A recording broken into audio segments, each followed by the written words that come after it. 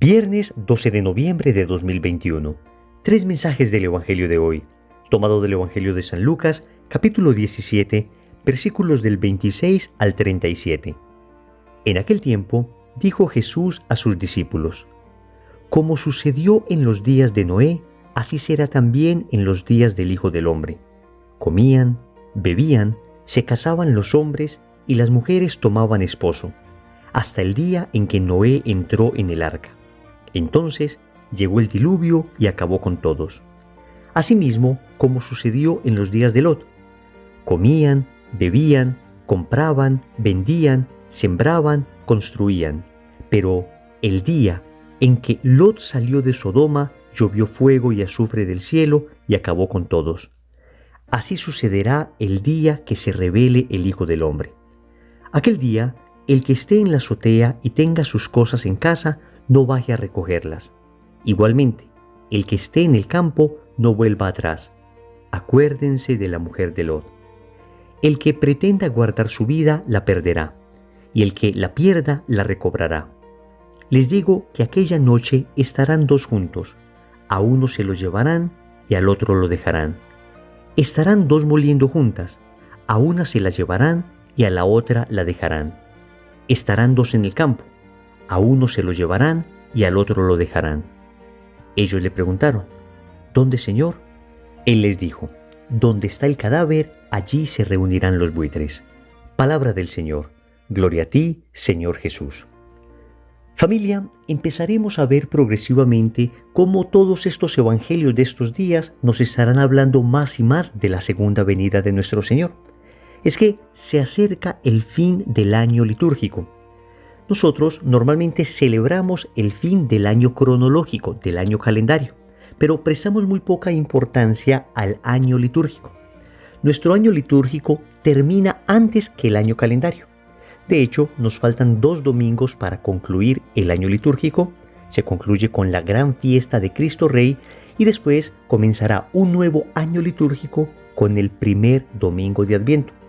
Por eso, como nos dirigimos hacia el final del año litúrgico, siempre la liturgia hacia esta época nos recuerda que Cristo volverá, que el tiempo aquí en la tierra se nos acabará, que llegará un momento en que tendremos que comparecer ante la presencia de Dios. Por eso es importante disponernos mucho en este final del año litúrgico para dejar que todos estos evangelios nos estremezcan hasta lo profundo del alma y nos ayuden a tener una auténtica conversión. Vamos a meditar 3 mensajes de este evangelio. Primero, el Señor vuelve. Segundo, prepárate. Tercero, deja de mirar atrás. Vamos con el primer punto. El Señor vuelve. Este evangelio nos habla de los días del Hijo del Hombre. Nos habla de el día en que se revele el Hijo del Hombre. ¿A qué se refiere esto? A la segunda venida de Cristo.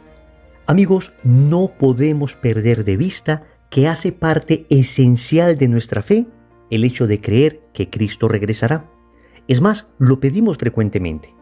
Si prestamos atención, en el Padre Nuestro nosotros decimos: venga a nosotros tu reino, hágase tu voluntad, es decir, la voluntad de Dios.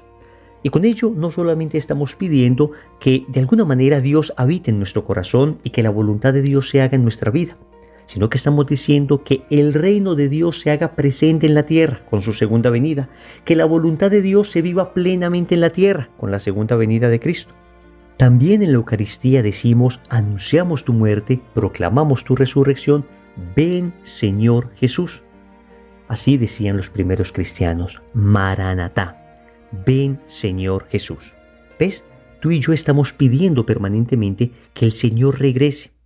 En el libro del Apocalipsis, en el capítulo 22 y en los últimos versículos de este capítulo, que es el último capítulo del Apocalipsis, es decir, los últimos versículos de la Biblia, dice: el que da fe de estas palabras dice: sí, vengo pronto. Amén. Ven, Señor Jesús. Que la gracia del Señor Jesús esté con todos. Estas son las últimas palabras de la Sagrada Escritura. Una petición al Señor para que venga y una confirmación del Señor de que vendrá. Recuerden cuando los apóstoles estaban allí en el monte viendo cómo Jesús se perdía entre las nubes el día de su ascensión. Recuerden cómo los ángeles aparecen a los apóstoles y les dicen, así como lo ven subir, va a volver. Nosotros tenemos entonces la clara conciencia y la fe firme en que el Señor volverá. Sin embargo, sabemos también que su segunda venida vendrá acompañada de grandes pruebas. Y esto lo dice con toda claridad la Sagrada Escritura. En lo que se conoce como el discurso escatológico, que se encuentra en el Evangelio de San Mateo, en los capítulos 24 y 25, el Señor habla de unas señales que precederán su segunda venida. Habla también allí de la destrucción de Jerusalén y por consiguiente no siempre es fácil saber en qué momento el Señor está hablando de su segunda venida y en qué momento está hablando de la destrucción de Jerusalén. De hecho, a lo largo de la historia, los teólogos, los exégetas, los grandes santos no se han terminado de poner de acuerdo qué aspectos de este largo discurso del Señor pertenecen a la segunda venida y qué aspectos pertenecen a la destrucción de Jerusalén. No siempre es claro, repito. Pero lo que sí es claro es que antes de la segunda venida del Señor vendrá una gran prueba para la Iglesia. Y así lo dice el Catecismo de la Iglesia Católica en el numeral 675. Escuchémoslo. Antes del advenimiento de Cristo, la Iglesia deberá pasar por una prueba final que sacudirá la fe de numerosos creyentes. La persecución que acompaña a su peregrinación sobre la tierra desvelará el misterio de iniquidad, bajo la forma de una impostura religiosa que proporcionará a los hombres una solución aparente a sus problemas mediante el precio de la apostasía de la verdad. Hasta aquí el catecismo.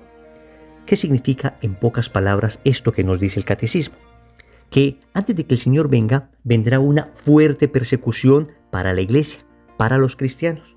Y que esta fuerte persecución será de alguna manera una presión que se ejercerá sobre los cristianos para renunciar a su fe.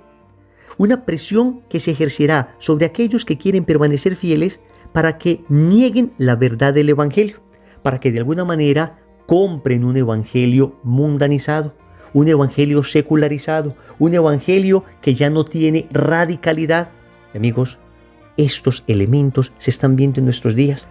Hoy se nos quiere vender un evangelio desabrido, un evangelio sin fondo, un evangelio sin sustancia, un evangelio sin radicalidad, un evangelio light, dietético, liviano, un evangelio que no transforma, un evangelio que no compromete, un evangelio que no exhorta, un evangelio que no es el evangelio de nuestro Señor Jesucristo. Por eso, para no irnos a extraviar, mantengámonos nosotros unidos al magisterio de la Iglesia. Unidos a lo que hemos creído durante 2000 años, unidos a lo que el Catecismo de la Iglesia Católica y la Palabra de Dios nos enseña. Segundo, prepárate. El Señor en el Evangelio recuerda lo que sucedió en la época de Noé.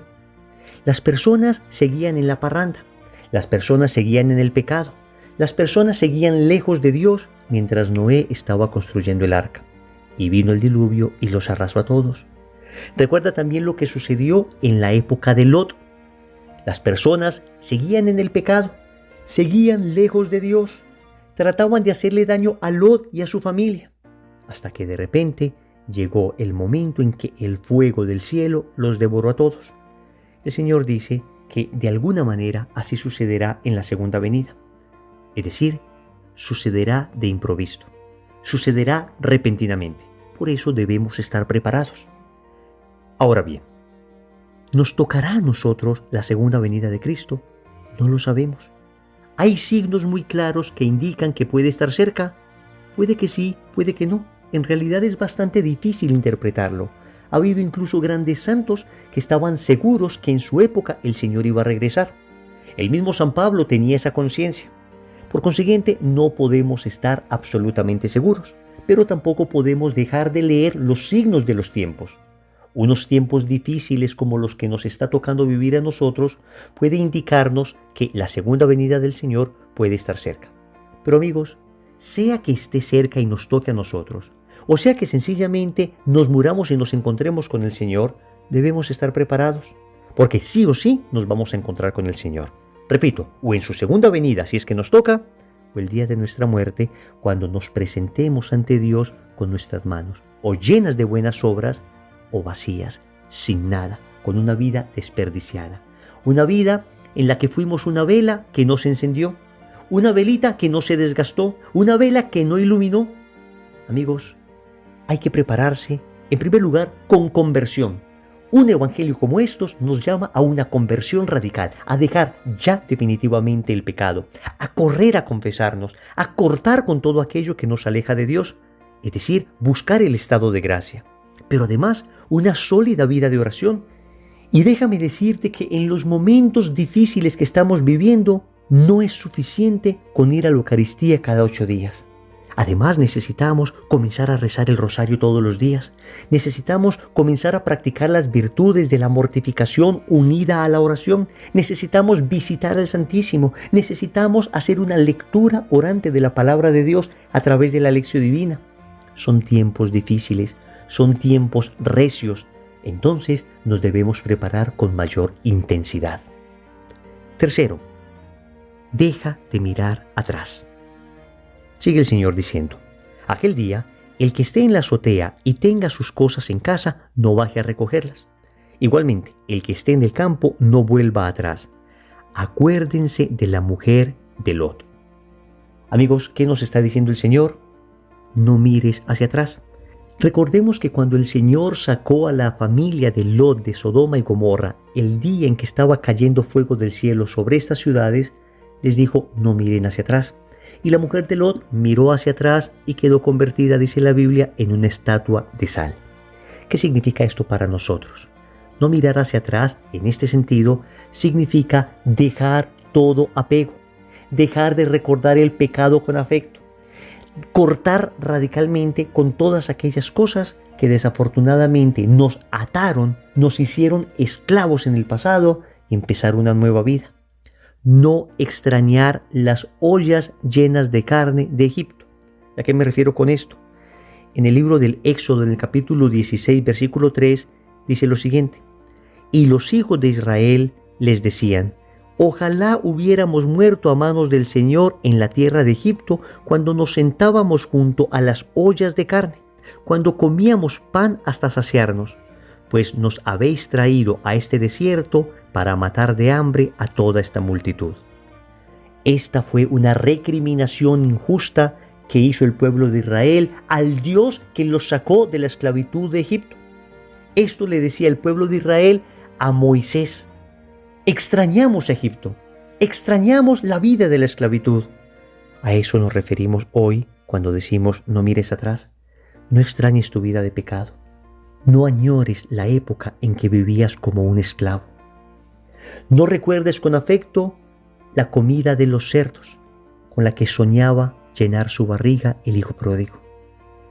Hoy, si hemos empezado un camino de conversión, estamos en la casa del Padre. El Señor nos ha matado el becerro cebado, nos ha vuelto a poner el anillo, nos ha cambiado la túnica, nos ha puesto sandalias y nos ha devuelto la dignidad de ser hijos suyos. ¿Qué podemos entonces extrañar del pecado? ¿Qué podemos añorar del mundo? ¿Qué podemos todavía apetecer de aquellas cosas que vivíamos y nos herían continuamente? No, amigos, es el tiempo de dejar de mirar hacia atrás. Oremos. Amado Señor, vas a regresar. Vas a volver lleno de gloria y majestad. Esperamos tu venida. Sabemos que cuando vengas, el mal desaparecerá por completo de la tierra. Lo que me preocupa, Señor, es que mi corazón tal vez no esté suficientemente preparado. Mi corazón todavía alberga mal. Mi corazón todavía tiene pecado. Por eso te suplico que me concedas ya, hoy mismo, una conversión radical para arrancar de mí todo aquello que está estorbando en mi relación contigo. Yo te suplico que me prepares adecuadamente para encontrarme contigo. Si es que por misericordia me permitirás vivir en la época en que tú regreses lleno de gloria y majestad, prepárame para la gran prueba. Si no, Señor, prepárame para encontrarme contigo a través del juicio particular que tendré el día de mi muerte. Finalmente, Señor, te quiero suplicar que arranques de mí todo anhelo del pasado de pecado, que arranques de mí todo deseo de volver a la esclavitud de Egipto, a llenar mi barriga con las ollas llenas de carne, pero pero atado a un pecado que me amargaba, que acababa con mi vida y la vida de todos los que amo. Señor, dame lo que me pides y pídeme lo que quieras. Amén. Recordemos entonces, primero, el Señor vuelve. Segundo, prepárate. Tercero, deja de mirar atrás. Compromiso. Amigos, a partir de hoy, hagamos el compromiso de rezar el rosario todos los días para que nuestra Madre prepare nuestro corazón para el encuentro con el Señor. En el nombre del Padre, y del Hijo, y del Espíritu Santo. Amén.